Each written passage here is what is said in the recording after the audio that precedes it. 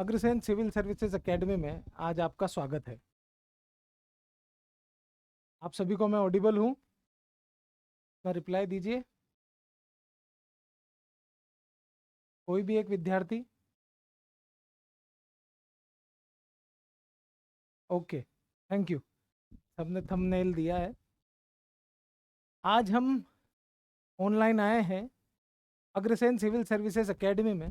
कल जो हुआ यूनियन पब्लिक सर्विस कमीशन के माध्यम से प्रिलिमिनरी एग्ज़ाम, आईएएस का एग्ज़ाम, उसके डिस्कशन के लिए मुझे उम्मीद है जो विद्यार्थी कल इस एग्ज़ाम में अपीयर हुए हैं उनका ये पेपर काफ़ी अच्छा गया होगा और उनके उज्जवल भविष्य की मैं शुभकामनाएं उन्हें प्रेषित करता हूं। और साथ ही आज हम उस क्वेश्चन पे डिस्कशन भी ज़रूर करेंगे जिससे हम जानेंगे हमने जो क्वेश्चन अटेम्प्ट किए हैं उन क्वेश्चंस के क्या आंसर हो सकते हैं। साथ ही पिछले साल से इस साल यूपीएससी ने थोड़ा ट्रेंड चेंज किया है, क्वेश्चंस को डिवाइड किया है, सब्जेक्ट वाइज डिवाइड किया है।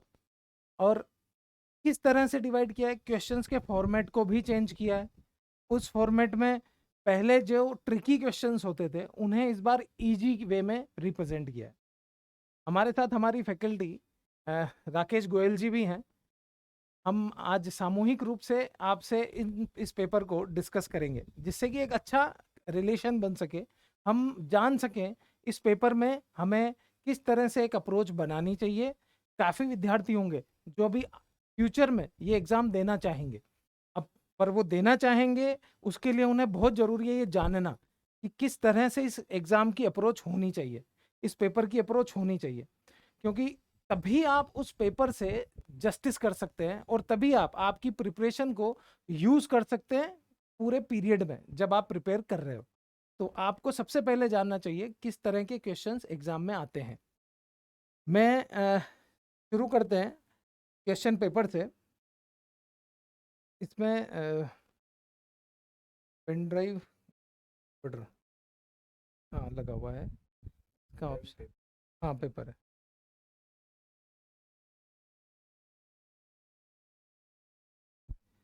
थोड़ा सा एनालिसिस मैं आपको बता देता हूँ इस पेपर का। आप जूम जूम कैसे करते हैं?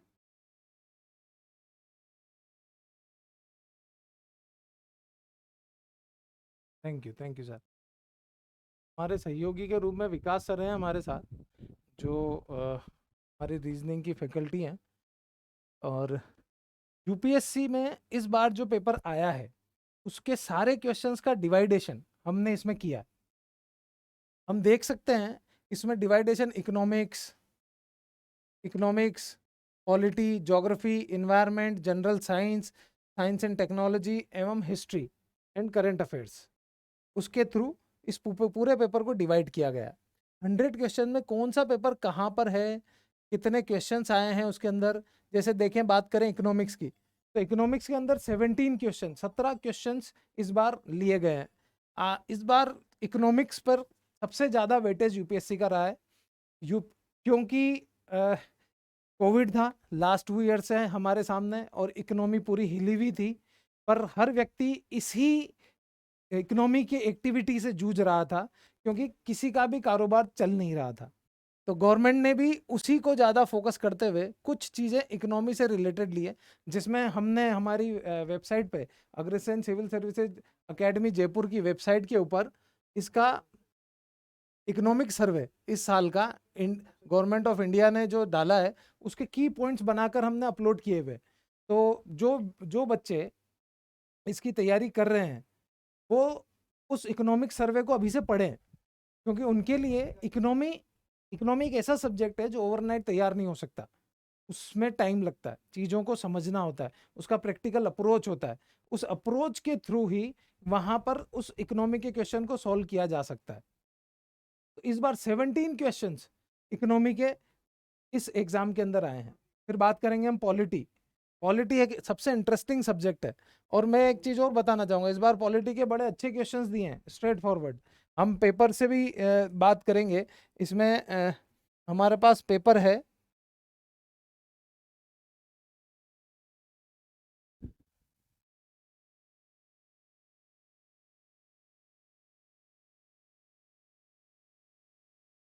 यूपीएससी का हम पेपर हमने सेट ए को पॉइंट किया है। पेपर सेट ए से हम आज डिस्कशन करेंगे, क्योंकि सभी के पास अपना अपना पेपर आया होगा और हमने भी हमारी वेबसाइट पे अपलोड किया हुआ है। जो जिनके पास पेपर नहीं है वो वेबसाइट से उसे डाउनलोड कर सकते हैं, ठीक है। और यहाँ से हम देख सकते हैं पेपर को कंप्लीट। अच्छा, सर सर को तो रहना।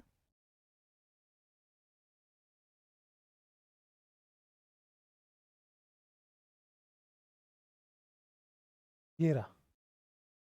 जैसे कि पहला क्वेश्चन हम स्टार्ट करते हैं क्वेश्चन वाइज। पहला क्वेश्चन,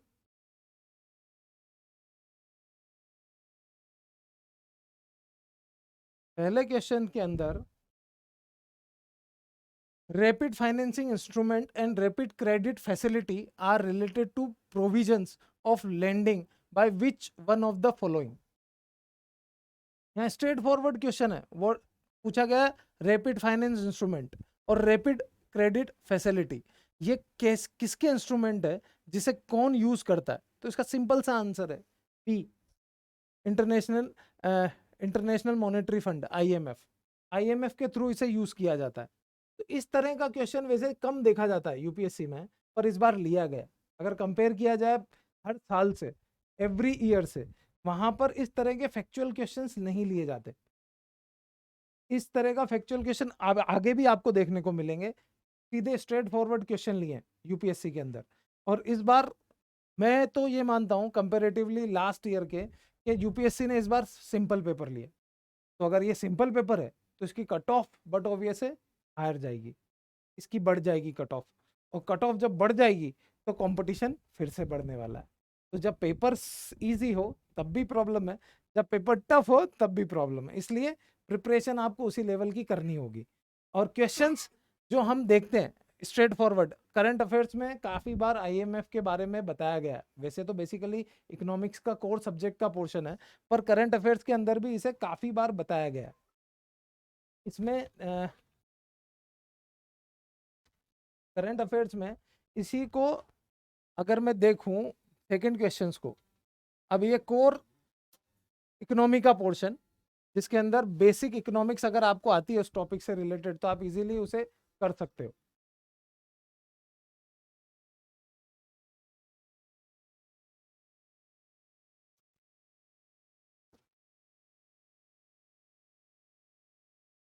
आप आसानी से उसे कर सकते हो। सेकंड क्वेश्चंस को पढ़ते हैं। With reference to Indian economy consider the following statements. यहाँ दिया है, फर्स्ट स्टेटमेंट पढ़ते हैं। An increase in nominal effective exchange rate indicates the appreciation of rupee. Yes, 100% true, एकदम सही स्टेटमेंट है। Second statement, an increase in the real effective exchange rate, increase, the word is increase, rate indicates an improvement in trade competitiveness. No, अगर real effective exchange rate increase होगी तो हमारा export कम होगा, और अगर एक्सपोर्ट कम होगा तो इंप्रूवमेंट नहीं आएगा। Improvement in trade competitiveness, no, improvement नहीं आएगा, वो स्लो डाउन होगा। तो second statement is wrong.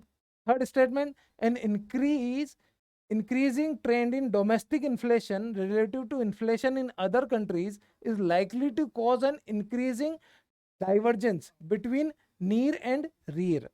Yes, true, very true.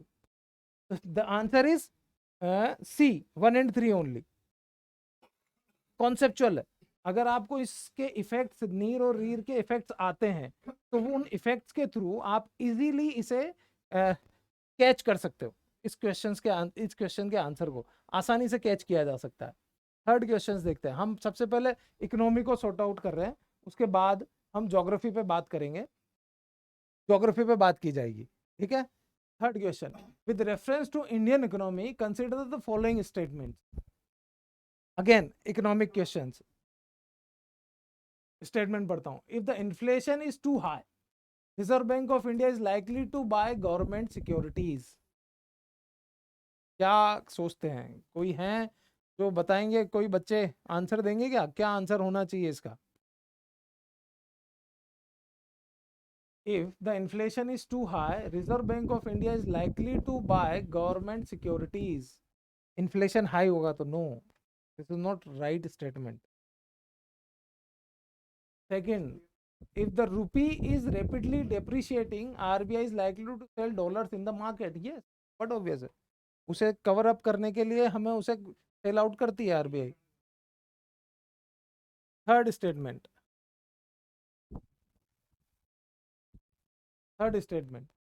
इन इन ज़्यादा ब्लर हो गया, ज़्यादा बड़ा करने.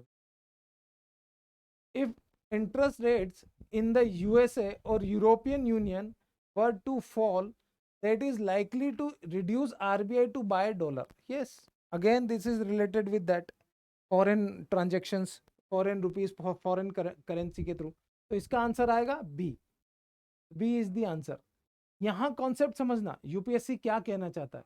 यूपीएससी कह रहा है कि अगर आप किसी टॉपिक को पढ़ते हैं तो उस टॉपिक को आपको डिटेल में पढ़ना होगा. Not related with facts, it's related with their process of working. क्या प्रोसेस रहता है वर्किंग का, उस प्रोसेस के थ्रू ही आप उस वर्किंग को अंडरस्टैंड करेंगे और वो वर्किंग की प्रोफाइल और उसकी स्टडी को यहाँ पे यूपीएससी कैच करता है, वही स्टेटमेंट देता है और उसी के थ्रू ये आंसर सॉल्व हो सकता है. मैं ये नहीं कहता कि आपको फैक्ट्स नहीं पढ़ना है, वो फैक्ट्स पढ़ना है, पर उन फैक्ट्स का यूज कैसे होता है वो आपको आना चाहिए. यूपीएससी सबसे ज्यादा फोकस उन्हीं एरियाज पे करता है जहां पर उनके फैक्ट्स का एनालिसिस होता है. अनटिल और अनलेस उन फैक्ट्स को ही लिखना होगा हमें मेंस के अंदर, मेंस की प्रिपरेशन में उन फैक्ट्स के थ्रू ही हमारे आंसर की वैल्यू और वेटेज बढ़ती है. लेकिन उस फैक्ट के थ्रू हमें उसका process style, working style represent करना होगा. नेक्स्ट क्वेश्चन पे आते हैं. With reference to the G20 common framework consider the following statement. Simple, G20 common framework काफी बार न्यूज़पेपर में रहा है, सीधा सीधा न्यूज़पेपर से आता है. It is an initiative endorsed by the G20 together with the Paris Club. It is an initiative endorsed by the G20 together with the Paris Club. Yes, true, very true. This is the right answer. It is an initiative to support low income countries with unsustainable debt. It is an initiative to support low income countries with unstable debt, unsustainable debt. Yes, this statement is also correct. The answer is C. Both the statements are correct. एक चीज और इस बार मैंने note की है इस paper के अंदर, इस पेपर में इस बार अधिकतर क्वेश्चंस करेक्ट स्टेटमेंट वाले पूछे गए. हर साल की तरह यूपीएससी ने कोई कॉम्प्लिकेशंस पेपर में नहीं दिए.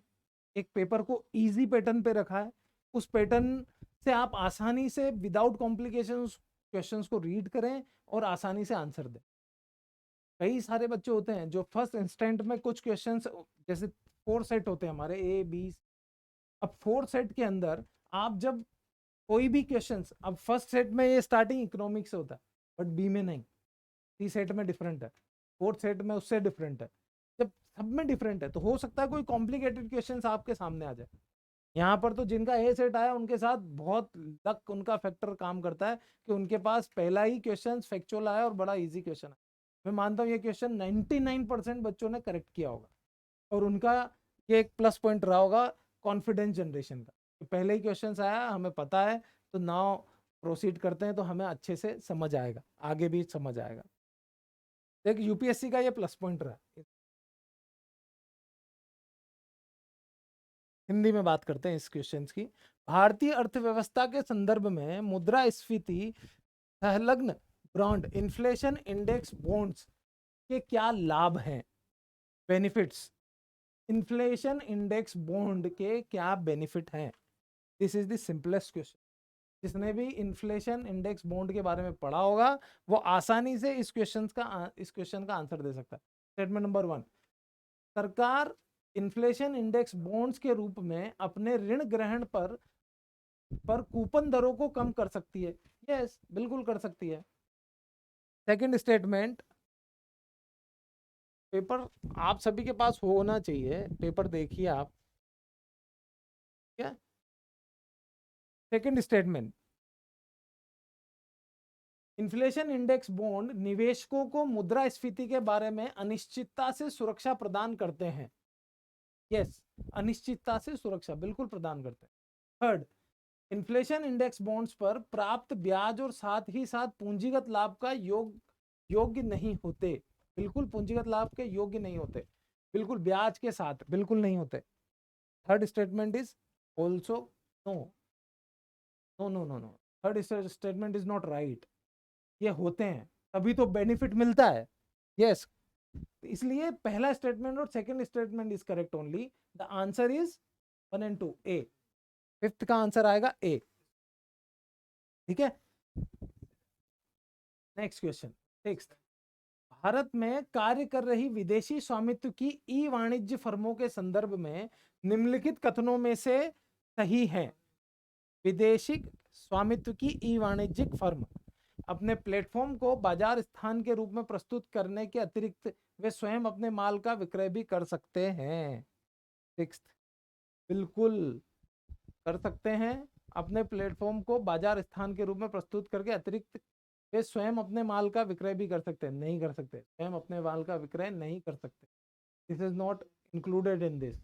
वे अपने प्लेटफॉर्म पर किसी अंश तक बड़े विक्रेताओं को स्वीकार कर सकते हैं। यह सीमित है। यस, यह सीमित है। इस वर्ड की वजह से ये सेकंड स्टेटमेंट सही है, अदरवाइज ये सेकंड स्टेटमेंट भी गलत होता। यह सीमित है, यहाँ ये ट्रिक है। जिन बच्चों ने इस पर ट्रिक पे ध्यान दिया होगा तो वो आसानी से कर पाए होंगे, अदरवाइज फिर गड़बड़। इसलिए इसका आंसर होगा केवल 2 बी। का आंसर आएगा बी। हमने इसकी डिटेल एनालिसिस एक्सप्लेनेशन के साथ अभी हमारे डिस्कशन के बाद हम इसे वेबसाइट पे अपलोड करेंगे, तो वहां से आपको मिलेगा कि आपको एक्सप्लेनेशन भी इसकी मिल जाएगी। तो अभी आप फोकस कीजिए क्वेश्चंस के ऊपर। तो क्वेश्चंस के ऊपर होगा फोकस, तो आप आसानी से इसे सॉर्ट आउट कर सकते हैं।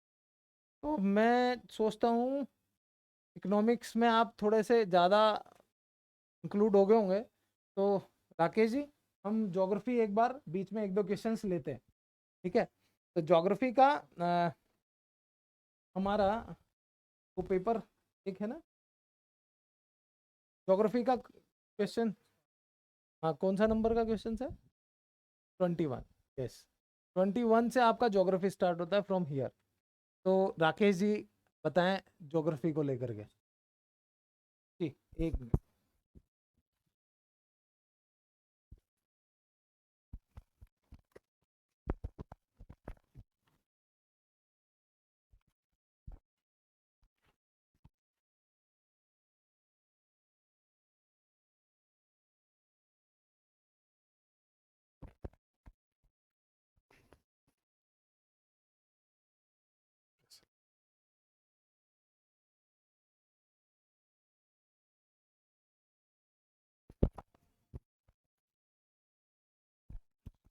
हाँ, नमस्कार दोस्तों, मैं राकेश गोयल आपके साथ अब ज्योग्राफी के क्वेश्चन डिस्कस करूंगा। क्या मेरी आवाज़ सब तक आ रही है?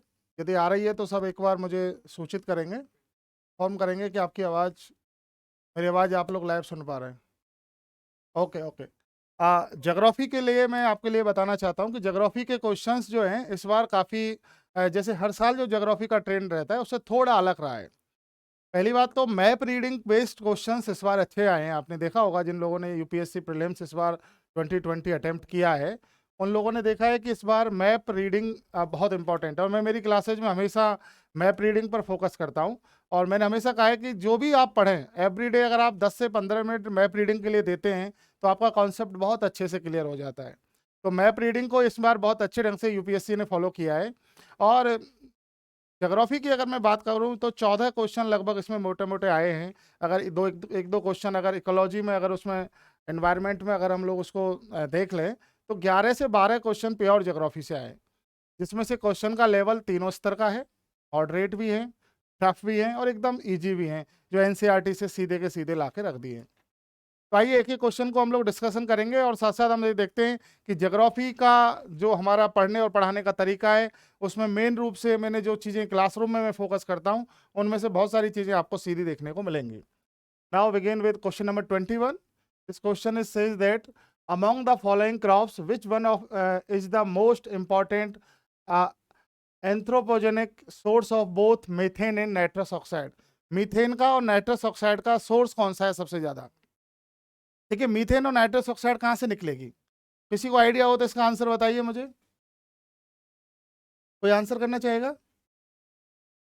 कहाँ से निकलती है मीथेन? मीथेन निकलने के लिए सबसे ज़्यादा इंपॉर्टेंट है कि जहाँ ज़्यादा सिंचाई होती है, इरिगेशन ज़्यादा होता है, वाटर ज़्यादा होता है, जिसमें वाटर का ज़्यादा यूज होगा और वहाँ पर मीथेन की बनने की पॉसिबिलिटी ज़्यादा रहेगी। और ये ज़्यादातर जो है चावल से रिलेटेड है। तो यहाँ पर जो सही आंसर होगा आपके पास क्या होगा? चावल। चावल की जो एग्रीकल्चर होती है वहाँ पर सबसे ज़्यादा मीथेन निकलता है, और चूंकि इरिगेशन बहुत ज़्यादा किया जाता है इसलिए वहीं पर नाइट्रस ऑक्साइड का निकलने के भी चांसेस ज़्यादा रहते हैं। दूसरा क्वेश्चन फिर चावल से इन्होंने उठा लिया है, सिस्टम ऑफ राइज इंटेंसिफिकेशन। चावल को ही क्यों बेस कर रहे हैं? क्योंकि आने वाले समय में आप जानते हैं कि भारत में जिस तरह से हंगर इंडेक्स में भारत की पोजीशन गिरती जा रही है, और आने वाले समय में भारत को हमें खाद्य सुरक्षा की दृष्टि से एक महत्वपूर्ण स्थान पर ले जाना है, और उसके लिए ज़रूरी है कि हम ऐसी कुछ फसलें, ऐसी कुछ क्रॉप्स डेवलप करें जिन क्रॉप्स के माध्यम से ज़्यादा हम जो हंगर इंडेक्स में अपनी स्थिति को अच्छी कर सकें। और उसमें राइस एक महत्वपूर्ण घटक है। इसके बहुत सारे नुकसान हैं, बहुत सारे फायदे हैं, बहुत सारे नुकसान हैं। जैसे नुकसान में हमने देखा कि ये बहुत ज़्यादा मीथेन का उत्पादन करती है। नुकसान में जैसे हम कह सकते हैं कि बहुत ज़्यादा वाटर कंजप्शन इसमें बहुत ज़्यादा होता है, नेचुरल सोर्स हमारा कमज़ोर पड़ जाता है। लेकिन बेसिकली उसके बावजूद इसके बहुत सारे फायदे हैं। तो ये दूसरा क्वेश्चन क्या कह रहा है? System of rice intensification of cultivation in which of the alternate wetting and drying of rice field as practices result in. मतलब आपसे ये पूछा जा रहा है कि जो SRI है, सिस्टम ऑफ राइस इंटेंसिफिकेशन है, उसमें कौन सा ऐसा काम है जो इसमें उसका फायदा हमें रिजल्ट देखने को मिलता है। पहला ऑप्शन इन्होंने दिया reduce seed requirement. Yes, seed की रिक्वायरमेंट कम होती है, क्योंकि आप देखते हैं कि जब सीड का हम लोग उन्नत कर देते हैं, उसको और ज़्यादा प्रोसेस कर देते हैं, तो प्रोसेस करने के बाद जो सीड बनता है वो कम आ, उसके उसके बाद जो सीड तैयार होता है हमारा, ये कम मात्रा में काम आता है। कम मात्रा में इसका प्रयोग हम कर सकते हैं, और कम मात्रा में प्रयोग करके इसको ज़्यादा से ज़्यादा हम प्रोडक्शन पैदा कर सकते हैं। मीथेन प्रोडक्शन रिड्यूज होता है। निश्चित रूप से आप जानते हैं राइस में सबसे बड़ी समस्या हम क्वेश्चन नंबर 21 में पढ़े थे कि मीथेन का प्रोडक्शन ज़्यादा करता है। लेकिन हम जब इसको SRI कर देते हैं, इसका हम राइस इंटेंसिफिकेशन कर देते हैं, तो उसके बाद इसमें जो प्रोडक्शन है मीथेन का वो कम हो जाता है, क्योंकि वाटर की आवश्यकता कम हो जाती है, वाटर कंजप्शन इसमें कम होता है, वाटर कम जरूरत पड़ती है। तो डायरेक्टली इसका प्रभाव कहाँ दिखाई देता है? हमें इफेक्ट दिखाई देता है मीथेन पर। और जब हमें इरिगेशन कम करना पड़ेगा तो डायरेक्ट इनडायरेक्ट इलेक्ट्रिसिटी कंजप्शन भी हमारा क्या होगा? कम होगा।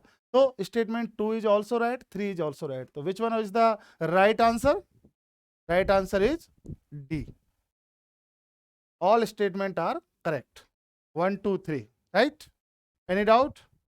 इसके बाद हम क्वेश्चन नंबर 23 की ओर मूव करते हैं। ये करंट से जुड़ा हुआ टॉपिक है, ये इसको आप इस तरह से जोड़ सकते हैं। ज्योग्राफी का तो है ही, साथ साथ ये समसामयिकी से जुड़ा हुआ प्रश्न है, करंट अफेयर से जुड़ा। ये चर्चा में रहा है हाल ही के दिनों में। लेकिन यूपीएससी के क्वेश्चन सॉल्व करने का दोस्तों एक पैटर्न होता है। मैं हमेशा कहता हूं कि आप पैटर्न फॉलो करिए। नॉलेज से ज्यादा पैटर्न की वैल्यू होती है। पैटर्न क्या कह रहा है? Which one of the following lakes of West Africa, आप अंडरलाइन करेंगे वेस्ट को, आपको वेस्ट अफ्रीका की लेक्स पूछी है, उनमें से पूछा है कौन सी ड्राई है जो आजकल किस में बदल गई है? डेजर्ट में।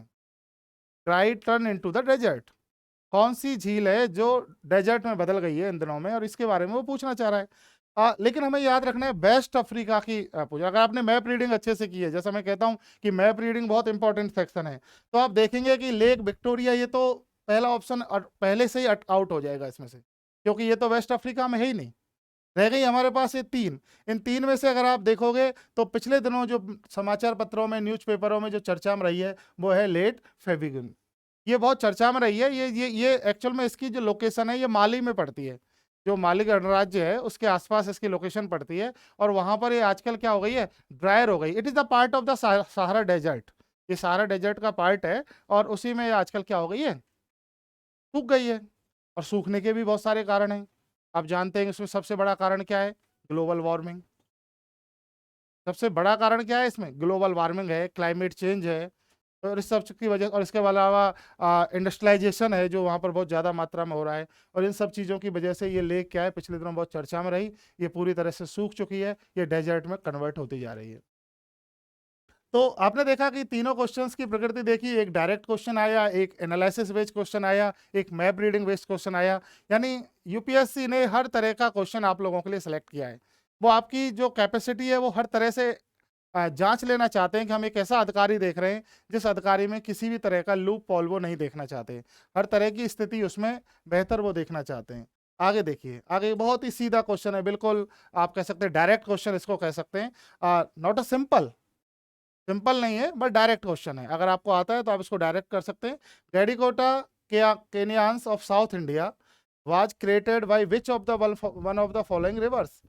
ये केयांस जो है, आप जानते हैं केयांस कैसे क्रिएट होती हैं, और इनका ये बनी किसकी, कौन सी रिवर इनको बनाती है? तो इसके लिए सही आंसर होगा पेन्नार रिवर। इसको पेना रिवर भी कहते हैं, पेन्नार या पेना river, near by the Bengaluru. ये बेंगलुरु के पास पड़ती है, पेन्नार या पेन्ना रिवर, इसको the right answer is Pennar river. तो आई थिंक ये 4 क्वेश्चन जो मैंने डिस्कस किए आपको अच्छे लगे होंगे। कंटिन्यू करें सर। अगला क्वेश्चन हमें देख रहे हैं हम लोग, question number 25। Question number 25 direct मेरी क्लासरूम टीचिंग से आया है, और इसमें आप मेरी क्लासरूम टीचिंग में मेरे क्लास नोट्स देखेंगे तो उसमें मैं बच्चों को पढ़ाता हूं। तो सबसे पहले जब हम हिमालय रेंज पढ़ाते हैं तो हिमालय रेंज में हम इस तरह से ही पढ़ाता हूं उन्हें। मैं यहाँ से पढ़ाना शुरू करता हूँ, और इस तरह से जब हम पढ़ाते हैं तो हम कहते हैं कि भाई यहाँ पर नंगा पर्वत है और यहाँ पर नामचा पर्वत है। नंगा पर्वत से लेकर नामचा पर्वत तक हिमालय पर्वत की क्या है, विस्तार है, हिमालय फैला हुआ है।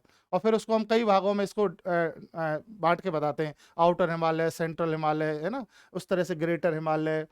इस तरह से हम इसको जब बांट कर पढ़ते हैं, कई हिस्सों में इसको डाइवर्ट करके पढ़ते हैं, तब हम यहाँ समझ देखते हैं कि ये देखते हैं कि जो लास्ट पॉइंट जो है जिसको हम बताते हैं नामचा बर्मा, ये आ गया नामचा बर्मा। क्या ये गढ़वाल हिमालय का हिस्सा है? जब हमने आपको बताया था कि हिमालय का क्लासिफिकेशन जब मैं समझा रहा था तो मैंने बताया था कि लास्ट ये इसका ईस्टर्न मोस्ट पॉइंट होता है। तो ईस्टर्न मोस्ट पॉइंट होने का मतलब हो गया कि ये पड़ेगा सिक्किम हिमालय में, आसाम हिमालय में। ये आसाम और सिक्किम हिमालय का हिस्सा बनेगा, ये किसका हिस्सा नहीं बन पाएगा? गढ़वाल हिमालय का। इसका मतलब ये कैसा है आंसर? ये ऑप्शन गलत हो गया। यूपीएससी में आप कई तरीके से चीजों को मिला सकते हैं। तो जब एक नंबर जो, अगर विच वन करेक्टली मैच, ये पूछ रहा है करेक्टली मैच कौन सा है, और आपने देख लिया पहला वाला करेक्टली मैच नहीं है, इसका मतलब ऑप्शन नंबर ए आपका डिलीट हो गया, ऑप्शन नंबर सी आपका डिलीट हो गया, राइट। ये अप्रोच भी आप रख सकते हैं। ऑप्शन नंबर ए डिलीट कर दिया आपने, ऑप्शन नंबर सी डिलीट हो गया। अब हम देखना चाहते हैं कि या 2 ओनली और 3 ओनली, हमारे पास 2 ऑप्शन बचे, या तो 2 ओनली या 3 ओनली। आप देखेंगे 2 ओनली, नंदा देवी कुमाई हिमालय, यस नंदा देवी कुमाई हिमालय में पड़ता है, एकदम राइट है। तो आंसर हमारा यहां से निकल आया 2 only. 2 only is the right answer. समझ गए बात। उसके बाद लास्ट में क्या है, Nokrek. Nokrek Himalaya is a part of the Meghalaya Himalaya, ये मेघालय प्लेटू का हिस्सा है, और ये वहां पर आपको देखने को मिलता है। तो ये ऑप्शन हमारा इसमें सिक्किम हिमालय का पार्ट नहीं है, तो ये वही गलत हो गया। तो right answer is B, 2 only. तो ये सही हुआ होगा मेरे हिसाब से। इसके बाद फिर एक क्वेश्चन आया ज्योग्राफी में, बिल्कुल करंट से जुड़ा हुआ टॉपिक है, बहुत ज्यादा चर्चा में रहा है। देखिए प्रिडिक्टेबल होता है, कुछ क्वेश्चंस होते हैं जिनको आप प्रिडिक्ट कर सकते हैं कि होंगे। जैसे हाल ही के दिनों में आप देखिए अफगानिस्तान में बहुत डिस्टर्बेंस रहा है, तो अफगानिस्तान से क्वेश्चन आएंगे ही आएंगे, और आए भी। अभी जैसे रूस का यूक्रेन का युद्ध चल रहा है, तो आने वाले दिनों में ये पूरा एरिया जो है ज्योग्राफी की दृष्टि से बहुत ज़्यादा इंपॉर्टेंट हो गया है। तो जो भी बच्चे अभी तैयारी कर रहे हैं, आने वाले सिविल सर्विसेज की तैयारी करने वाले हैं, वो ये ध्यान रखकर चलें कि हमें अपने आप को इस तरह से तैयार करना है कि आने वाली जो न्यूज़ इन दिनों जो चर्चा में चल रही हैं, उन सभी चीज़ों के बारे में हमें अच्छे से पता हो। और आईओसी तो इन दिनों बहुत चर्चा में रहा है, जब से भारत का कुछ ना कुछ भारत को लेकर के वो स्टेटमेंट जारी कर देते हैं और कई तरह की बातें कर देते हैं। तो इसमें एक क्वेश्चन आया है कि Levant, this is the term of Levant. Levant किससे संबंधित है, किससे रिलेटेड है लिवांट टर्म, इसके बारे में हम लोग जानना चाहते हैं। The term Levant often heard in a news regularly correspond in which of the following region? Region along with the eastern Mediterranean, region along northern American shore, Egypt और Morocco, region along the Persian gulf and the horn of Africa. देखिए Africa से तो इसका कोई लेन देना नहीं है, इसलिए अफ्रीका वाले, अफ्रीकन तो दोनों ऑप्शन आपके क्या हो जाएंगे, चले जाएंगे। इसका अफ्रीका से कोई लेना, कंफ्यूजन जो बच्चों को हुआ होगा ऑप्शन ए और ऑप्शन डी में होना चाहिए थोड़ा सा। लेकिन आप इन दोनों ऑप्शंस के इस कंफ्यूजन को कैसे दूर कर सकते हैं, इसमें एक वर्ड इन्होंने यूज कर दिया, द एंटायर कोस्टल एरिया। हम जानते हैं कि Levant is a group of country, not entire.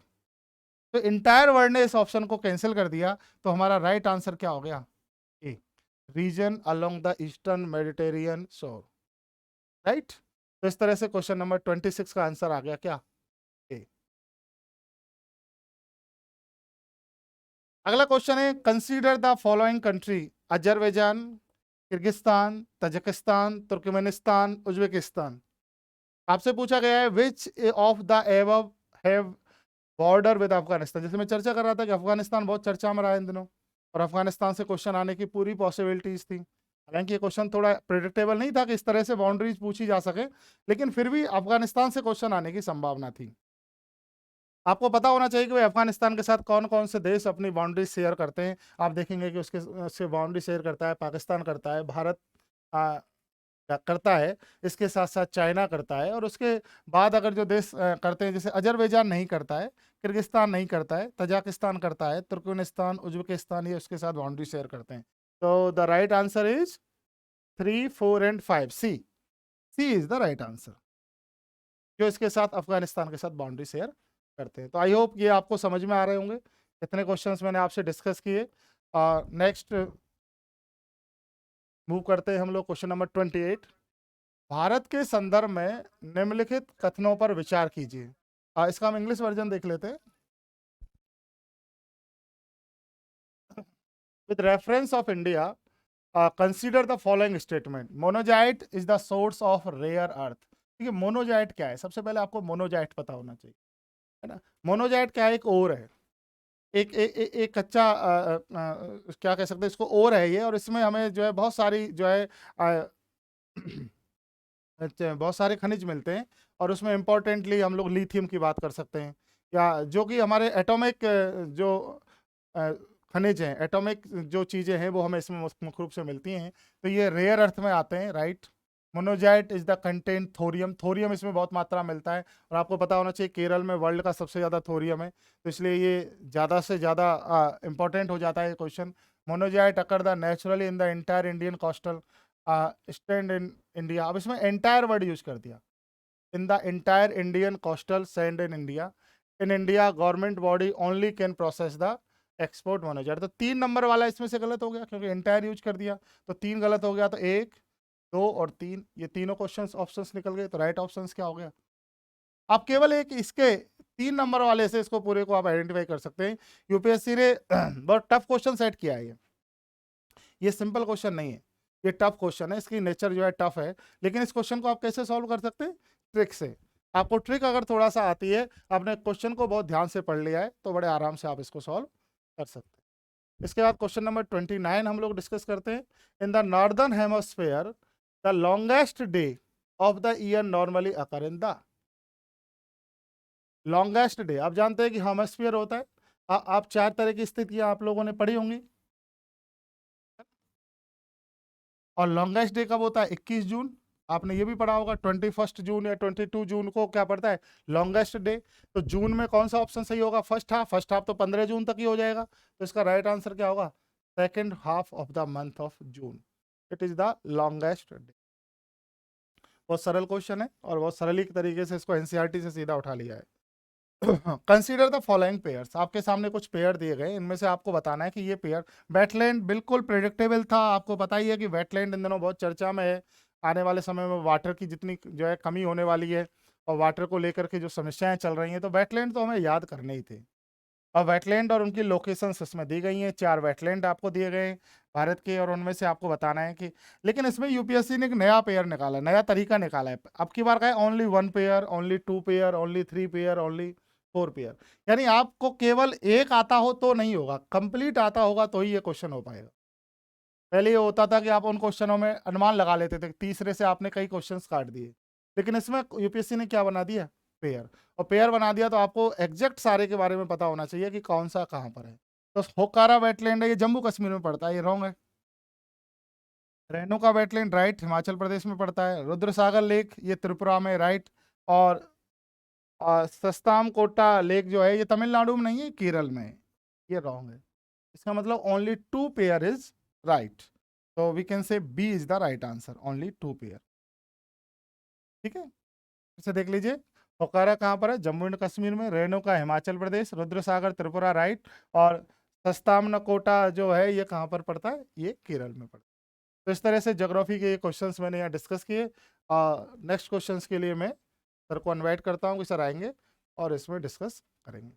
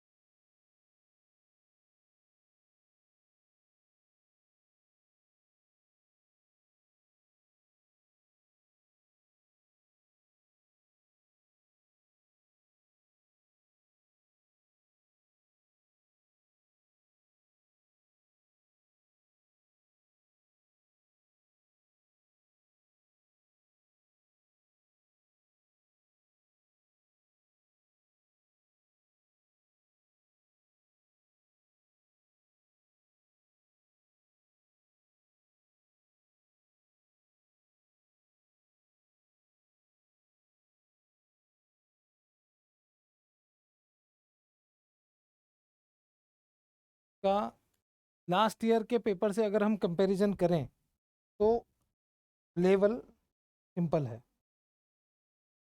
अब इसका रीज़न हमें नहीं पता, ये सिर्फ यूपीएससी बता सकती है कि इसका रीज़न क्या हो सकता है। पर हम ये मान सकते हैं कि यूपीएससी ने अपना ट्रेंड इस बार बदला है, और जब अपना ट्रेंड बदला है तो कुछ तो बदलाव यूपीएससी ने इस बार किए हैं कंपैरेटिवली लास्ट ईयर के। तो मैं फिर से आता हूँ अपना 11 नंबर के क्वेश्चंस पे, जहाँ से स्टार्ट होता है पॉलिटी। ठीक है, पॉलिटी को हम काफ़ी बच्चे कॉन्फिडेंट रहते हैं हमेशा पॉलिटी को लेकर के, और अच्छे से करने की कोशिश करते हैं, पूरा कॉन्फिडेंट रहते हैं कि इस बार तो पॉलिटी के सारे क्वेश्चंस ठीक होंगे। बिल्कुल, इस बार मैं काफ़ी बच्चों से मिला हूँ जिन्होंने एग्ज़ाम दिया है, और उन्होंने मुझे कहा भी है कि हमारे पॉलिटी के क्वेश्चंस अच्छे गए। तो हम डिस्कस करते हैं question number 11। Consider the following statement. Pursuant to be the report of H.N. Sanyal Committee, the Contempt of Court Act 1971 was passed. बिल्कुल सही statement. Second statement, the Constitution of India empowers the Supreme Court and the High Court to punish contempt of themselves. Yes, correct. This statement is also correct. This is also correct. Third statement, the Constitution of India defines civil contempt and criminal contempt. Constitution of India, Bharat का संविधान contempt of court के बारे में कोई बात नहीं करता। Court के बारे में बात करता है, कंटेम्प्ट ऑफ कोर्ट के बारे में अगर आपने ध्यान दिया हो तो यहाँ एक सेपरेट एक्ट की बात पहले स्टेटमेंट में कर दी गई है। It means contempt of court से रिलेटेड जो प्रोविजंस हैं वो सेपरेटली डिस्कस अदर लॉज में होते हैं, ना कि कॉन्स्टिट्यूशन ऑफ इंडिया में। तो this statement is wrong. Fourth, in India, the parliament is vested with the powers to make laws on contempt of court. Yes, parliament में ही बैठ के सारे निर्णय लिए जाते हैं, इसीलिए तो चुनाव लड़े जाते हैं, इसीलिए तो केस आता है। सीए एक एक्ट था जो पास किया था, पर उसके खूब विरोध हुए, काफ़ी दुष्परिणाम देखे गए, तो उसे वापस से रोक दिया गया है। अभी उस पर शायद काम हो नहीं रहा है, आने वाले दिनों में देखा जाएगा क्या होगा। तो मोस्ट प्रोबेबली हो सकता है नेक्स्ट ईयर आप सीएए पे भी क्वेश्चन पाएं। क्या next 12th number.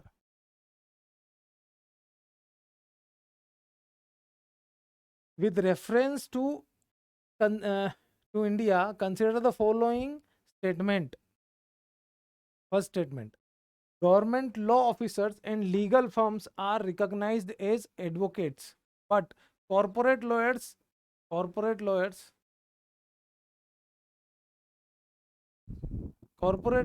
and patent attorney are excluded from recognition as advocates. क्या कहेंगे? कोई जो जज कर सकते हैं,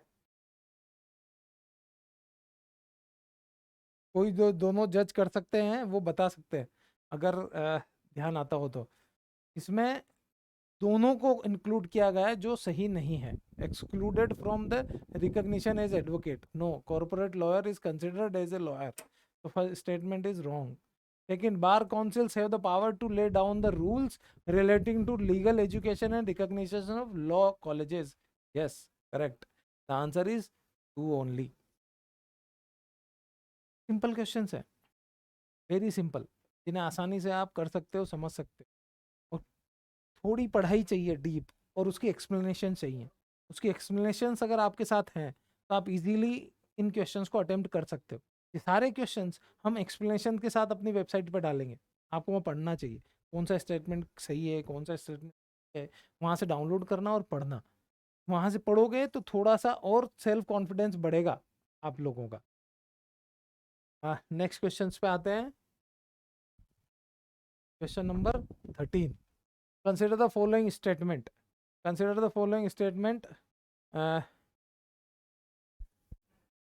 A bill amending the constitution requires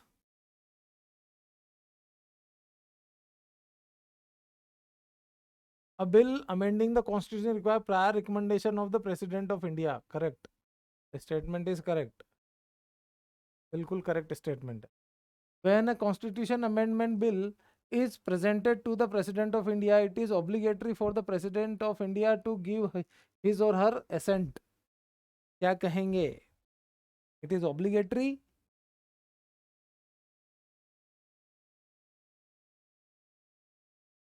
Yes, it is obligatory. मैं एक बार फर्स्ट स्टेटमेंट फिर से पढ़ूंगा। A bill amending the constitution require prior recommendation of president of India. जी हाँ, प्रायर, यस। आप लोगों ने पहले में ऑब्जेक्शन नहीं उठाया तो इसीलिए मैं आगे बढ़ा। थोड़ा सा कॉन्शियसली सुनिए, ठीक है। The answer is, third statement पढ़ते हैं। A constitution amending bill must be passed by both the Lok Sabha and the Rajya Sabha by a special majority and there is no provision for joint sitting. बिल्कुल no provision दिया है, इसलिए ये statement सही है। The answer would be B, 2 and 3 only इसका आंसर होगा।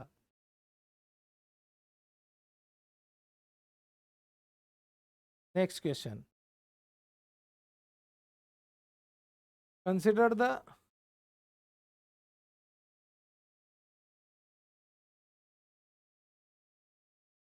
Next question, consider the following statement. The Constitution of India classifies the ministers into 4 ranks.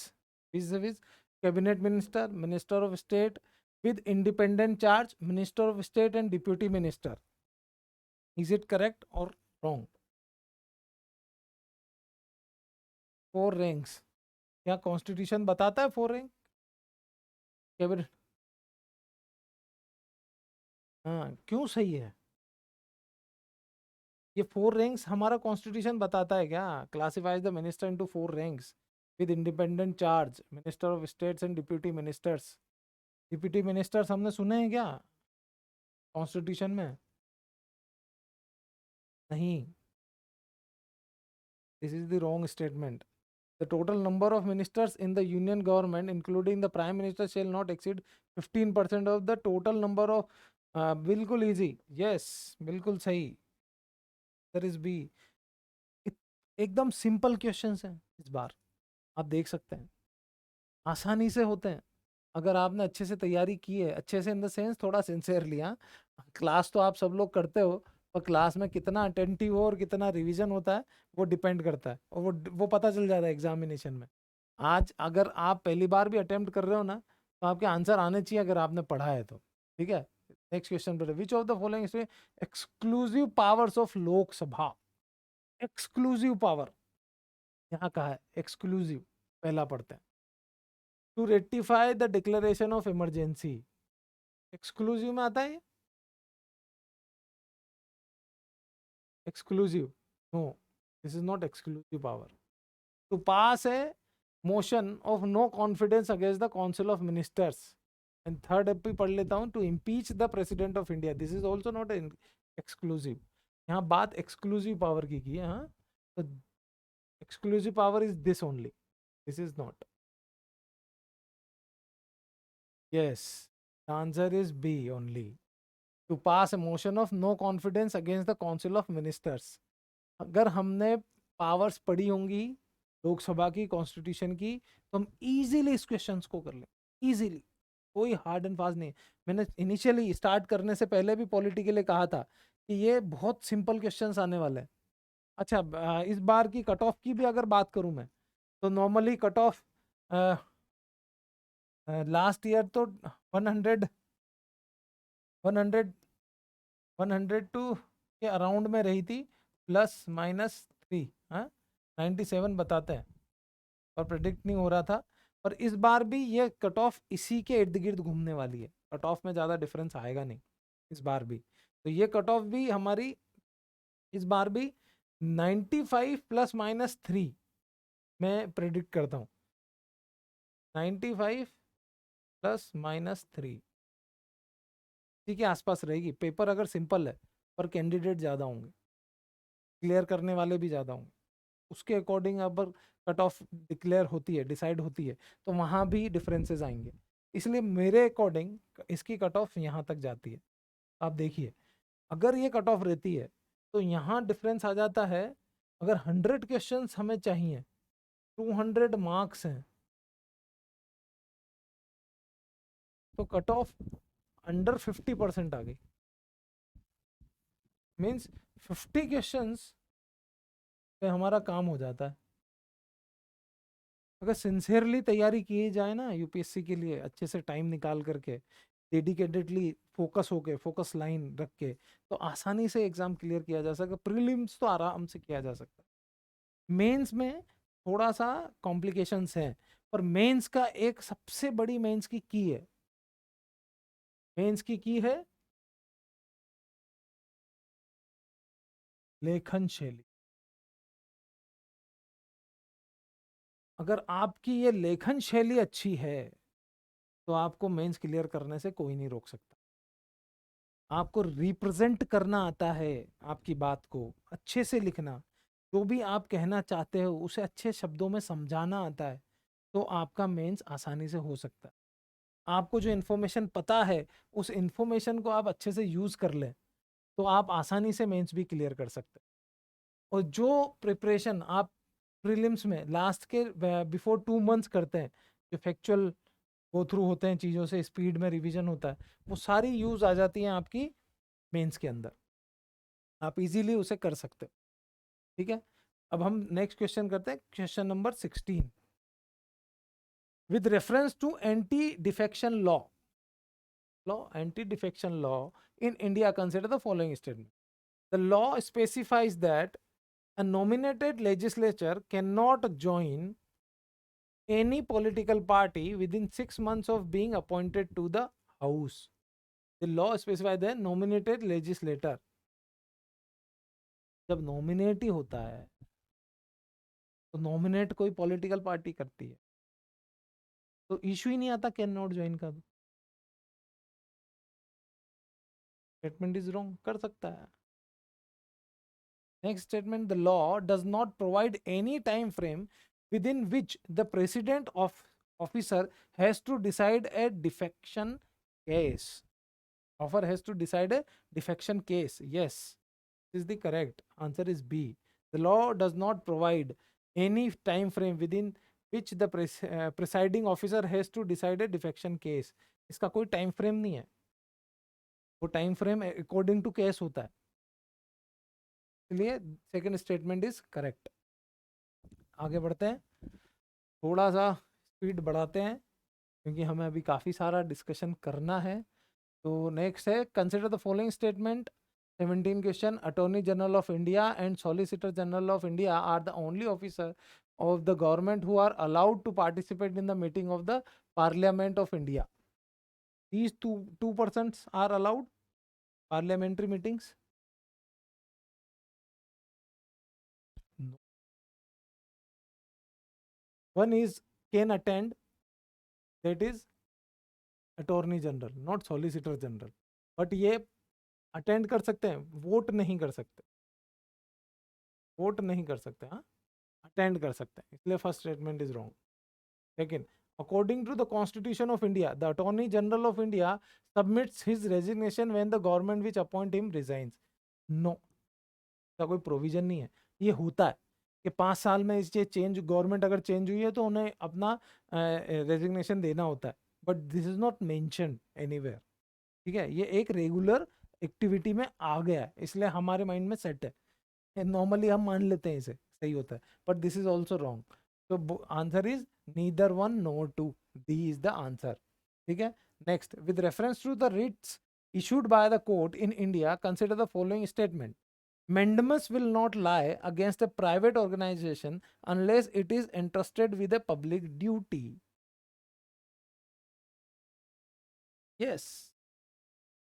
नहीं होती तब lie against a private organization unless it's entrusted with public duty. जहां तक वो public duty के अटैच ना हो वहां तक नहीं होती apply.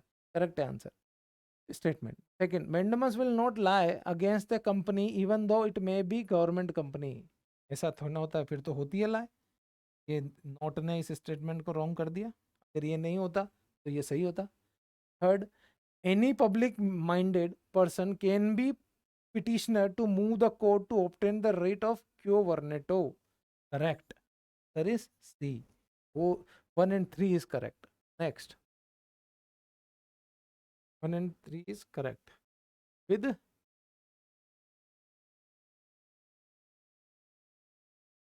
With reference to Ayushman Bharat digital mission, consider the following statement. ये आ गया करंट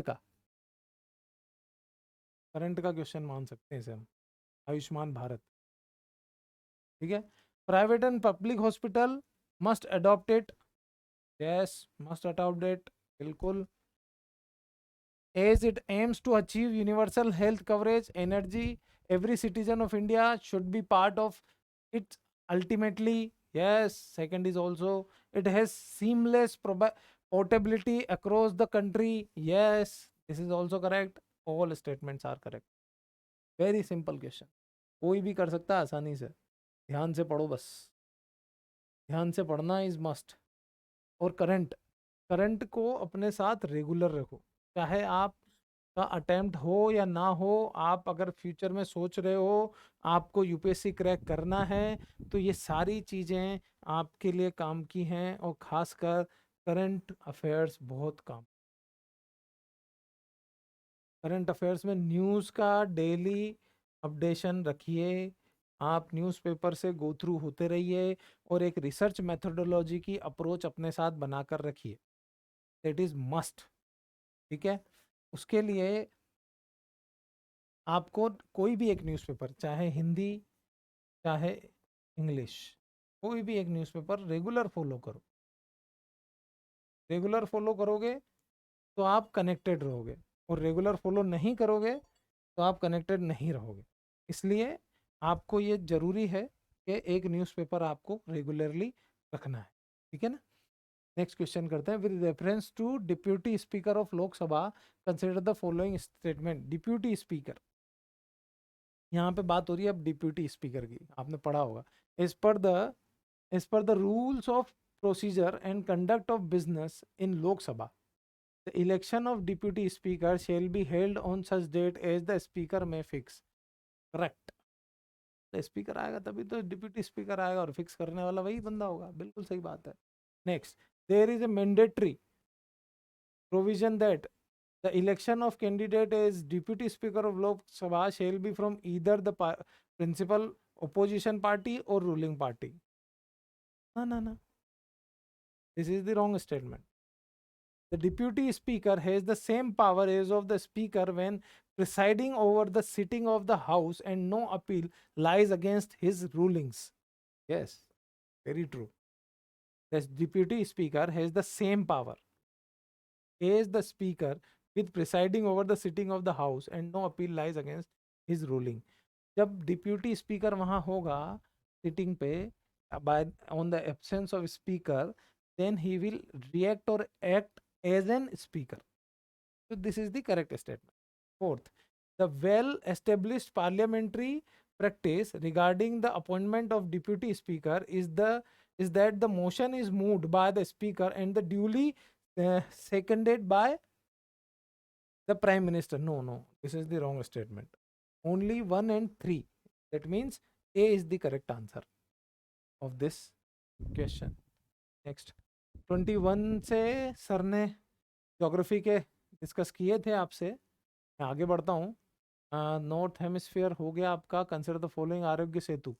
यस. 31 से हम आगे बढ़ते हैं. 31 कंसिडरेशन. लास्ट 2 ईयर में हमने ये सारी एप्लीकेशंस यूज में ली हैं, खासकर कोविड के लिए. कोविड की जांच आरोग्य सेतु पे होती थी. हमारा रजिस्ट्रेशन कोविन पे किया. डिजिटल लॉकर के बारे में हम आए दिन सुन रहे हैं, जिसमें हमारे डॉक्यूमेंट्स हम डिजिटली डालते हैं. और Diksha is also the application use by the government. तो इसमें पूछा है which of the above are built on top of one source digital platform. Yes, this is the very technical portion of this. Technical portion है तो यहाँ पे SNT आता है, क्योंकि वन सोर्स डिजिटल प्लेटफॉर्म कौन सा यूज किया गया है इसके अंदर, तो उसके लिए हमें देखना होगा वन सोर्स डिजिटल. अब इसमें one source digital platform Aarogya Setu CoWIN digital factual है, वैसे आंसर इसका डी है. आप लोग इसे डिटेल में देख सकते हैं, इंटरनेट पे जाकर के भी सारी चीज़ें अवेलेबल है, आसानी से मिल जाएगा. ठीक है. Next 32 with reference to web 3 consider the following statements. Web 3.0 technology enables people to control their own data. Control the own data. Yes, this is also true. SNT का पोर्शन है, हेल्पलेस. आपको ये डिटेल में पढ़ना ही होगा. इस बार science and technology के थोड़े से टफ क्वेश्चंस हैं, तो इन्हें अनटिल अनलेस अगर आपने न्यूज़पेपर में नहीं पढ़ा है, और न्यूज़पेपर में पढ़ने की एक अप्रोच है, कोई भी न्यूज़ अगर आती है तो उस न्यूज़ का एनालिसिस आपको करना पड़ता है. न्यूज़ के अंदर उस चीज़ को नाम लिया जाएगा. Web 3.0 consider the following statement. Web 3.0 हम स्पीड से पढ़ जाते हैं कोई भी न्यूज़ को, वहाँ उस वर्ड पे फोकस नहीं करते, तो उस वर्ड पे हमें फोकस करना होगा और उस वर्ड को वहाँ से निकाल करके उसे बेसिक डेफिनेशन पे लाना होगा. यही UPSC के लिए प्रिपरेशन होती है, ना कर कि हमें उस पूरी न्यूज़ को पढ़ लेना है और उसी न्यूज़ को ही यूज़ करना है. ऐसा नहीं होता. न्यूज़ के अंदर से हमें जो इम्पोर्टेंट चीज़ है, पर्टिकुलरली उस टेक्नोलॉजी के बारे में, पर्टिकुलरली उस जो यूज़ की गई है इंफॉर्मेशन, या जैसे एप्लीकेशंस है, ये एप्लीकेशंस हजारों बार न्यूज़पेपर में आई हैं, पर हमने इन्हें पढ़ा नहीं है कभी भी. इनके बेसिक टेक्निकल कॉन्सेप्ट को नहीं पढ़ा. ये एप्लीकेशंस बनी कैसी है, इन्हें यूज़ कैसे किया जाता है. तो ये वाली अप्रोच हमें न्यूज़पेपर के अंदर रखनी है, कि जिससे कि हम आसानी से उन क्वेश्चंस को पढ़ सकें, कर सकें. ठीक है. ठीक है, आगे बढ़ते हैं. Next, in web 3 word there can be blockchain based social network. Yes, web 3.0 is operated by users collectively rather than a corporate. Yes, D is the answer.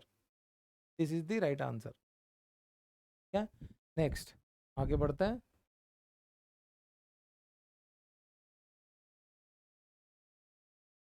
With reference to software as a service. आप इनकी सारी keys हमारी website से download कीजिए. Science and tech वाला portion हम आगे बढ़ाते हैं. इसे आप इनके आंसर्स में आपको, आप चाहो तो बता देता हूँ. 33 is the D answer. All the statements is also correct. 34, which one of the following statement is best reflects the idea behind the fractional orbital bombardment system often talked about in media. Orbital bombardment system.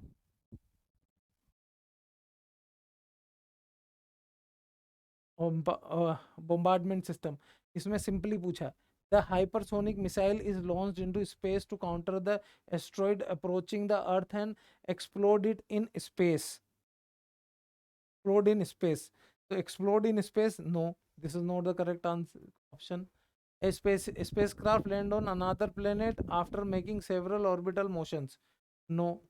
A missile is put into a stable orbit around the earth and deorbits over a target on earth, yes, this is the correct answer.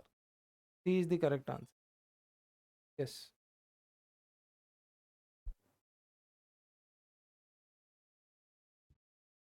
Next आगे बढ़ते हैं. Which one of the following is the context in which the term quite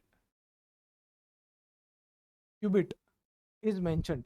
Qubit, what is the qubit? अब सीधे सीधे questions है जो पूछे गए यूपीएससी के अंदर, सीधे सीधे. qubit is quantum computing. This is the simple question. Quantum computing.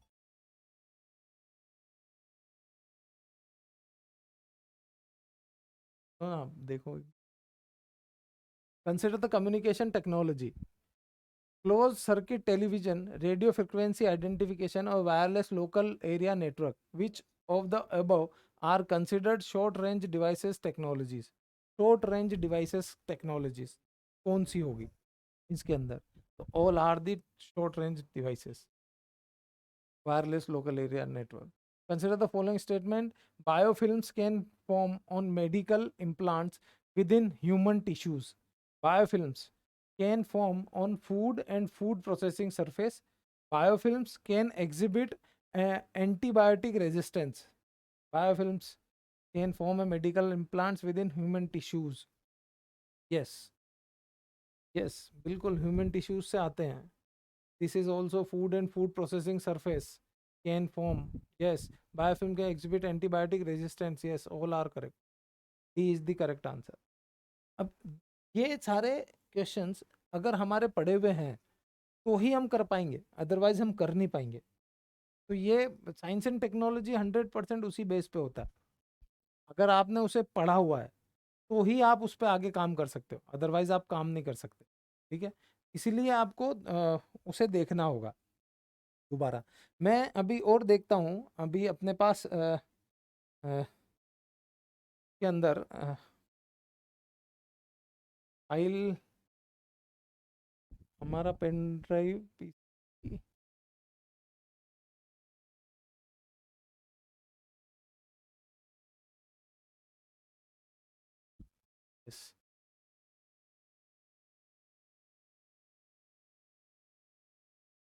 ये देखिए आप, जो मैंने डिवाइड किया, हमने अभी डिस्कस किया, इकोनॉमी हमने डिस्कस कर दी, पॉलिटी हमने डिस्कस कर ली, and now the environment portion we can discuss over general science, science and history. मैं चाहता हूँ एक बार हम इस हिस्ट्री पे फोकस करें. हिस्ट्री के 12 क्वेश्चंस यहाँ से पूछे गए एंड करंट अफेयर्स के 19 क्वेश्चंस यहाँ पे पूछे गए. तो हिस्ट्री के हम 12 क्वेश्चंस को एक बार डिस्कस करते हैं. ठीक है, यह है 52 से स्टार्ट होकर के 60 तक जाता है, and then 91, 92, 93, 94 art and culture का पोर्शन आता है. आर्ट एंड कल्चर को वहाँ पे इंक्लूड किया गया. ठीक है, तो हम एक बार उन्हें देखते हैं. ठीक है,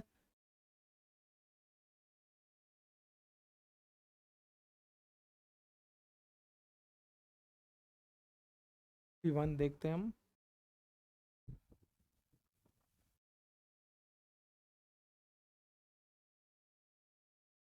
पेपर पहले खोला हुआ था ना सर? ठीक है, 51. Yes, 51. In the Government of India Act 1919, the functions of provincial government were divided into reserved and transferred subject. Which of the following were treated as reserved subject? Reserved subject. In which Government of India Act 1919? Portion is modern India. क्या अब simply 1919 से के act के points होते हैं, 1935 का act होता है। ये दो एक्ट तो बहुत इंपॉर्टेंट है मॉडर्न इंडिया के अंदर, जिनके पॉइंट्स हमें निकाल के रखने चाहिए, जिनके पॉइंट्स को हमें पता होना चाहिए वो क्या क्या पॉइंट्स हैं। चलो आओ देखते हैं कौन कौन से हैं। एडमिनिस्ट्रेशन ऑफ जस्टिस, करेक्ट है। लोकल सेल्फ गवर्नमेंट, नो, यहाँ लोकल सेल्फ गवर्नमेंट नहीं आई थी। लैंड रेवेन्यू था, पुलिस आई थी। Yes, answer is C, local self government इसके अंदर इंट्रोड्यूस नहीं हुई। इन मेडिवल इंडिया, ओहो, terms fanam referred. Medieval India से क्वेश्चंस काफ़ी दिनों बाद इस तरह का क्वेश्चन देखा गया है, काफ़ी लंबे टाइम के बाद। अमूमन पिछले 3 से 4 सालों से मेडिवल इंडिया से, कोर मेडिवल इंडिया से क्वेश्चंस नहीं आ रहे थे और मेंस में आते थे, पर यहाँ पर प्रीलिम्स में मेडिवल इंडिया से इस बार लिया है। मतलब यूपीएससी कभी भी कोई सा चेंज कर देगी, नोबडी नोज। तो इसलिए हमें हमेशा तैयार रहना है, हम सारे सब्जेक्ट को इक्वली ट्रीट करें। यहाँ कई बच्चे हैं जो इन चीज़ों को अवॉइड कर जाते हैं कि यहाँ से क्वेश्चन नहीं आता, यहाँ से आता है, इस पे ज़्यादा ध्यान, उस पे कम ध्यान। कर सकते हो, नो डाउट, पर फिर भी आप प्रिपरेशन में इतनी गैप रखे हैं जिससे आप उसमें उस पूरे टाइम पीरियड में प्रॉपरली हर चीज़ को एक प्रॉपर वेटेज दे सके। उस वेटेज के साथ अगर आप तैयारी करोगे तो आप 100% श्योर है कि आप अपनी तैयारी को कंप्लीट कर, ठीक है। तो इसलिए मेडिवल इंडिया को भी हमें लाइन में रखना चाहिए। Fanam refer to coins, very factual questions, अगर पता है तो आसानी से होता है। यूपीएससी भी सब कहते हैं फैक्चुअल लेता नहीं है, यूपीएससी टोटली एनालिटिकल है, तो ऐसा है नहीं। टोटली एनालिटिकल होता तो शायद ये क्वेश्चन नहीं होता, ठीक है। आगे भी हमने इकोनॉमिक्स का क्वेश्चंस देखा, पॉलिटी में भी देखा हमने, ज्योग्राफी के अंदर देखे 2 से 3 क्वेश्चन जो टोटली फैक्चुअल है। इसलिए साइंस एंड टेक्नोलॉजी फैक्चुअल है। फैक्चुअल क्वेश्चंस यूपीएससी पूछता है, ये भ्रम हमें हटा देना है। 100% एनालिटिकल है तो फैक्ट्स पे तो ध्यान देना ही है, पर एनालिसिस इसलिए इंपॉर्टेंट है क्योंकि मेंस हमें लिखना है। प्री से आपका एग्जाम क्लियर था, this is only qualifying.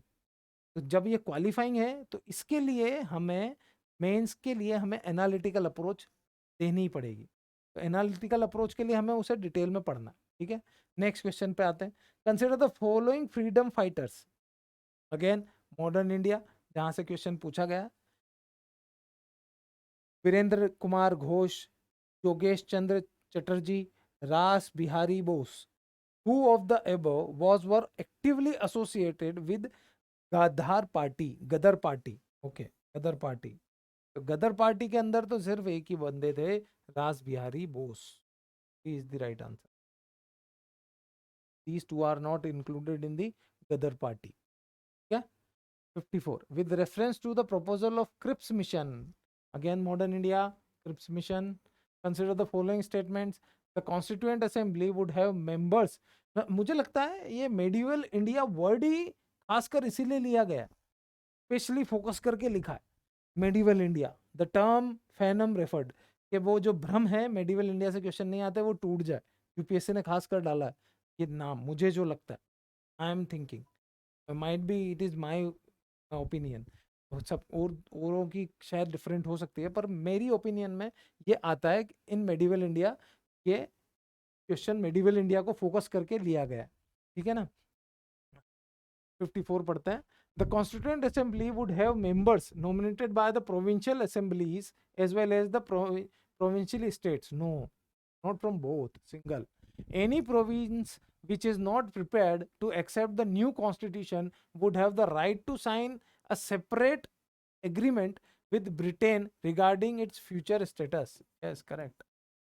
Separate agreement उनको sign करना होता था future के लिए, Britain regarding its future status. Correct है. Next, with reference to Indian history, consider the following text.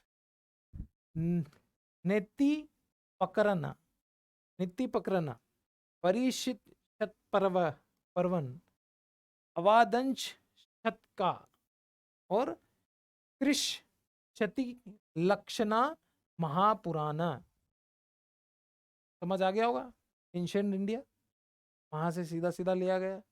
पूछा गया which of the above are Jaina text, सबसे फेवरेट पोर्शन है यूपीएससी का, जहां यूपीएससी का फोकस होता है, जैनिज्म। और एक बुद्धिज्म से भी आया हुआ, बुद्धिज्म से भी मिलेगा, अभी हम देखेंगे।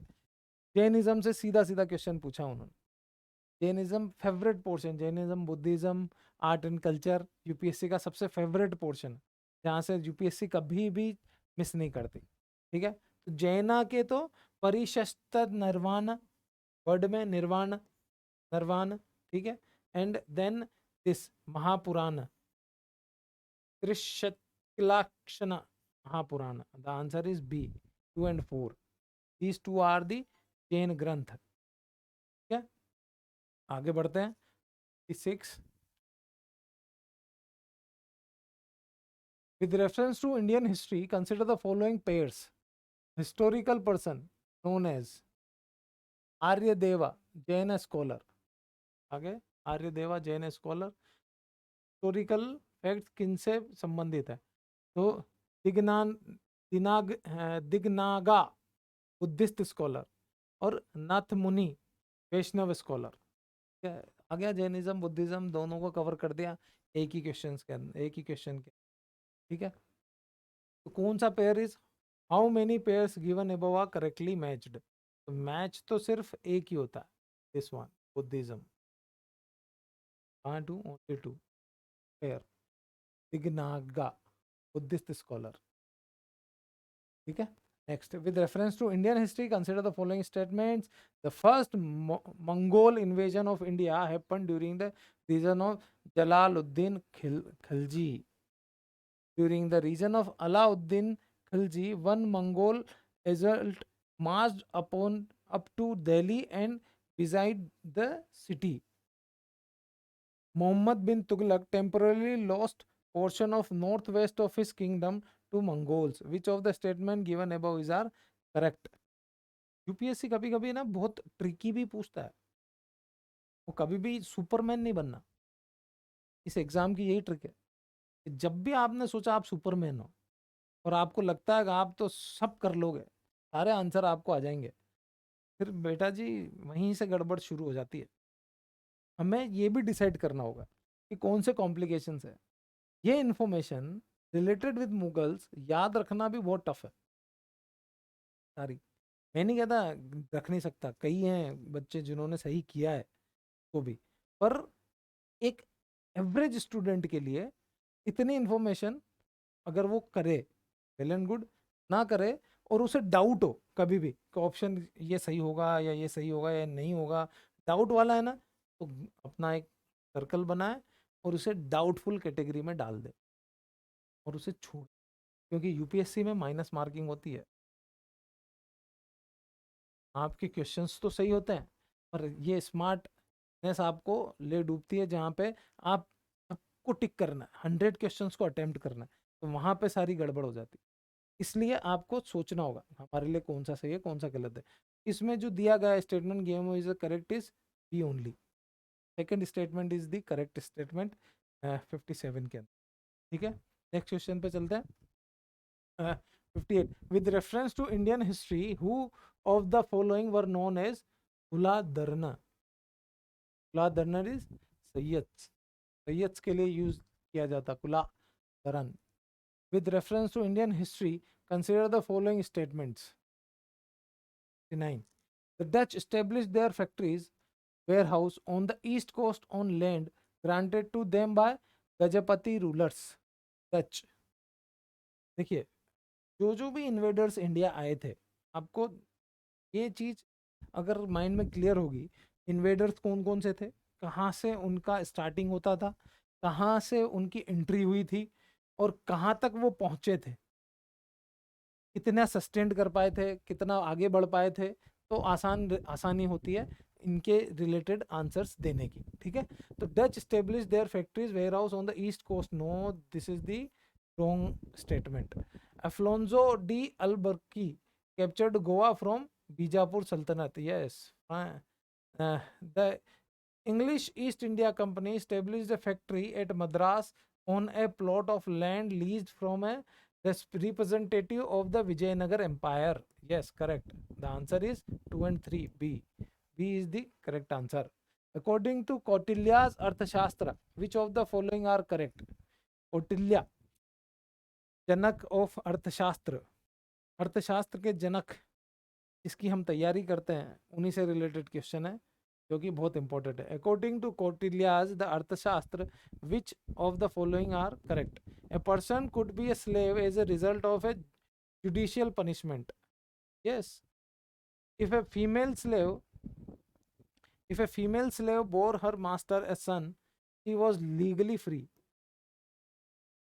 If a female slave bore her master a son, he was legally free. Yes. If a son bore to a female slave was fathered by her master, the son was entitled to legal status of the master's son. Which of the statement given above are correct? Yeah, D. All are the correct. अर्थशास्त्र, कौटिल्य का अर्थशास्त्र भैया पूरा पढ़ना जरूरी है. ठीक है, आगे बढ़ते हैं. Consider the following statements. Tight monetary policy. Again these are the related with current. मैं देखता हूँ 91 पे चलते हैं, जहाँ आर्ट एंड कल्चर इन्होंने लिया है.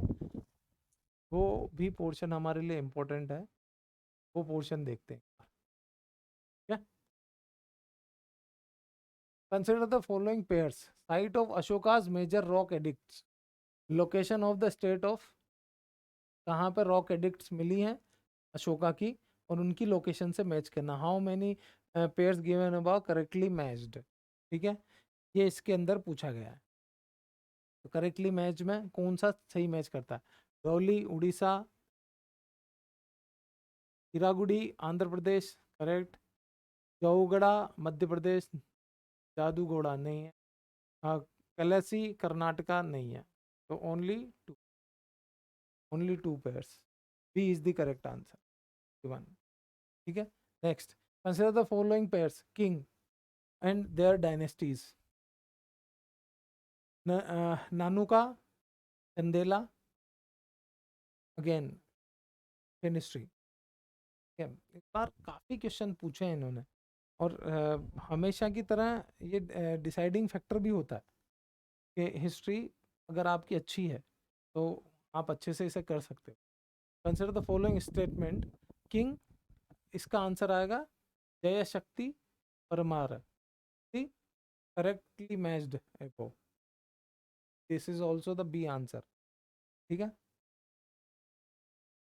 B answer 93. Which one of the following statement about Sangama literature in ancient South India is correct? Ancient South India. Ancient South India ये वर्ड दिया है, देखते जा रहे हैं. एनसीईआरटीज के बाहर नहीं है ये पेपर. क्या है? एनसीईआरटीज काफ़ी बड़ा क्राइटेरिया है. अगर आप एनसीईआरटीज को अच्छे से पढ़ते हैं, स्टेट बोर्ड्स को आप अच्छे से पढ़ते हैं, तो आप आसानी से कर सकते हैं. उठाइए, आसानी से कर सकते हैं. तो इसलिए एनसीईआरटीज पे फोकस करना बहुत ज़रूरी है. पढ़ते हैं संगम लिटरेचर के बारे में. Sangam poems are devoid of any reference to material culture. The social classification of varna was known to Sangam poets. Yes, is the correct answer. The social classification of varna was known as to Sangam poets. Known to Sangam poets. Yes, this is the correct answer. B. Yuga Vasishtha. युग वशिष्ठ 94. हम history को complete करेंगे, और history को complete करके मैं आपको answer keys show करूंगा. तो आप आपके आंसर्स नोट डाउन कर लेना वहाँ से, क्योंकि हमने मोस्ट प्रोबेबली इकोनॉमिक्स को टच किया है, हमने पॉलिटी को टच किया है, हमने ज्योग्राफी को अच्छे से टच किया है, और हिस्ट्री हमारा टच हो गया. साइंस एंड टेक्नोलॉजी पोर्शन हमने देखा है. करंट अफेयर्स एक पूरा पोर्शन है जो करंट में न्यूज़पेपर को सपोर्ट करता है, तो वहाँ पे भी हमने उनको टच किया है. आपको सारे क्वेश्चंस के आंसर्स विद एक्सप्लेनेशन हमारी वेबसाइट पे मिलेंगे, तो वहाँ से आप इसे देख सकते हैं. ठीक है, इसका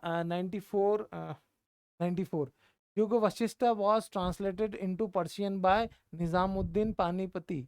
Nizamuddin Panipati during the reign of, किसके रीजन में इसे ट्रांसलेट किया गया था? इसे ट्रांसलेट किया गया था अकबर के रीजन में, युग वशिष्ठ था। ठीक है। The world second tallest statue sitting pose of Ramanuja was inaugurated by the Prime Minister of India at Hyderabad recently. Which one of the following statement correctly represent the teachings of Ramanuja?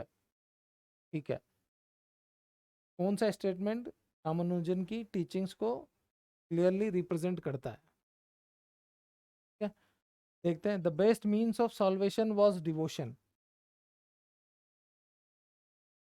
आगे पढ़ते हैं। Vedas are eternal, self existent and wholly authoritative. No. Logical arguments were essentials means for highest bliss. No. Salvation was to be obtained through meditation. No. The right answer is A. The best means of salvation was devotion. Okay.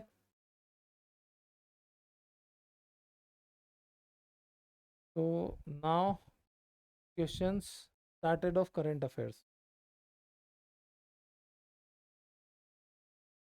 Okay.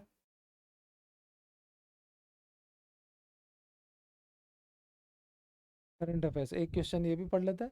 The prime minister recently inaugurated the new circuit house near Somnath temple at Veraval. Which of the following statement are correctly regarding the Somnath temple? है culture का portion Somnath temple, but recent में prime minister के द्वारा inauguration किया गया है, इसलिए current में डिवाइड होता है। तो इसका आंसर है 96 का ए, 1 and 2 only. 1 and 2. Somnath temple is one of the Jyotirlinga shrines. A description of Somnath temple was given by Al-Baruni. Yes. ठीक है, next 97।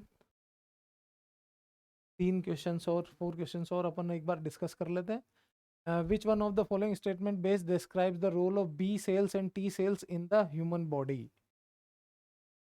Which one of the following statement describe the role of B cells and T cells in the human body?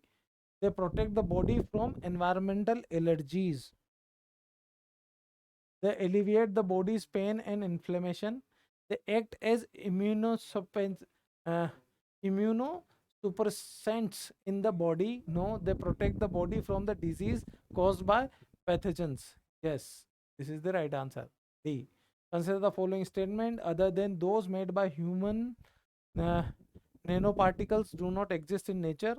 Nanoparticles of some metallic oxides are used in the manufacture of some cosmetics.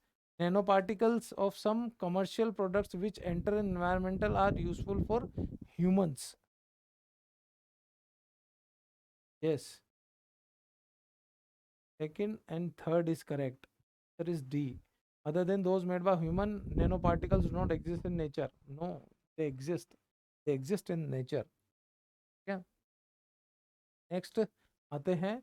Consider the following statement. DNA bar coding can be tool to assess the age of plant of or animal, distinguish among species that look alike. Yes. Identify unsubscribable animal or plant materials in processed foods. Yes. Which of the statements given above is are correct? D is the correct answer. Consider the following: carbon monoxide, nitrogen oxide, ozone, sulfur dioxide. Excess of which of the above in the environment is a caused acid rain? UPSC ने कई question, 3 से 4 question, this is also the question from last years paper, पिछले साल के paper में से भी questions repeat किए। ये वही क्वेश्चन, यहाँ से क्वेश्चन आया।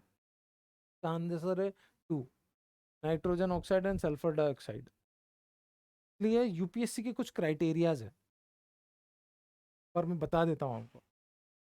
सबसे पहला सिलेबस, आपको सिलेबस हमेशा मगअप होना चाहिए। सिलेबस के बाद लास्ट ईयर पेपर्स, ये आपके कंप्लीट होना चाहिए। स्टडी में एनसीईआरटी ये आपकी कंप्लीट होना चाहिए। और न्यूज़पेपर रीडिंग, ये आपकी हैबिट बना लीजिए। 4 काम अगर आपने फ्रिक्वेंटली और रेगुलरली यूपीएससी के लिए किए तो nobody can stop you to become an IAS officer, become an bureaucrat. हम जल्दी मिलेंगे दोबारा, हम एक ब्यूरोक्रेट के साथ जो इस साल 2021 का जो अभी रिजल्ट आया है 4-5 दिन पहले, 30 तारीख को, उसमें सेलेक्ट हुए हैं। और उनकी एक अपनी ही कहानी है, अपनी कहानी, मतलब एक ही इज़ अमेजिंग पर्सन, और एक स्टोरी है जो आप लोगों को जाननी चाहिए। तो हम 13 तारीख को उनके साथ जुड़ेंगे, आप रहिएगा हमारे साथ। और हमें फॉलो कीजिए टेलीग्राम पर एकसा जयपुर, फेसबुक पर Exa Jaipur, and Instagram also Exa Jaipur. हमारी वेबसाइट है www.exajaipur.com। यहाँ से आपको मटेरियल अवेलेबल होगा टाइमली। करंट मैगजीन्स आपको डाउनलोड के लिए अवेलेबल है, एनसीईआरटीज़ अवेलेबल है। तो हमारे साथ कनेक्ट रहिए और देखते रहिए एक साथ जयपुर।